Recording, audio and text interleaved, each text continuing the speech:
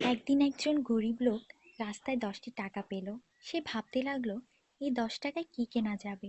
সারাদিন এই 10টি টাকার চিন্তায় সে সময় নষ্ট করে ফেলল। পরে সেই 10 টাকা ফেলে দিল। সে বলল, হে আল্লাহ, এই 10 টাকার জন্য আমি আজ সকাল থেকে আপনাকে একবারও স্মরণ করিনি। সেই সব লোক আপনাকে কিভাবে স্মরণ করে যাদের লাখ টাকা আছে? আল্লাহ সুদ হারাম করে দিয়েছেন, আমরা ব্যাংক বানিয়েছি। আল্লাহ জীবনকে সীমিত করেছেন, আমরা ঘড়ি বানিয়েছি। আল্লাহ পর্দার হুকুম দিয়েছেন, আমরা টিভি, ডিভিডি, ডিশ দিয়ে বেহায়ামি সর্বসাধারণের জন্য করে দিয়েছি। আল্লাহ বলেন, কোরআনে তোমাদের সফলতা, আমরা অক্সফোর্ডের বইকে সফলতা বানিয়ে নিয়েছি। আল্লাহ মিথ্যা বলা নিষেধ করেছেন, আর আমরা এপ্রিল ফুল পালন করা শুরু করে দিয়েছি।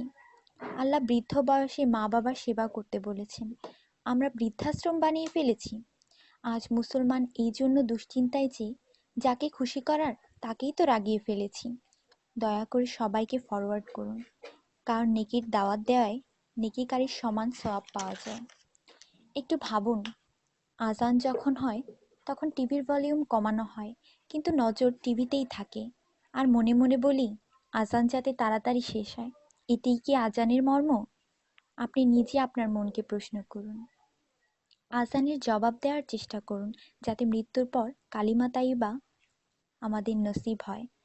অনুরোধ, এই মেসেজটি সবার কাছে পৌঁছে দিন। বন্ধুরা, আমাদের দাওয়াতে যদি কেউ না আসে, আমরা রাগান্বিত হই। আল্লাহর পক্ষ থেকে আমাদের জন্য প্রতিদিন 5 বার দাওয়াত আসে, আর আমরা নামাজ পড়ি না। তাতে কি আল্লাহ আমাদের উপর রাগান্বিত হন না? এটি শুধু মেসেজ না, বাস্তবতা। দয়া করে নামাজ আদায় করুন এবং অন্যকে উৎসাহিত করুন।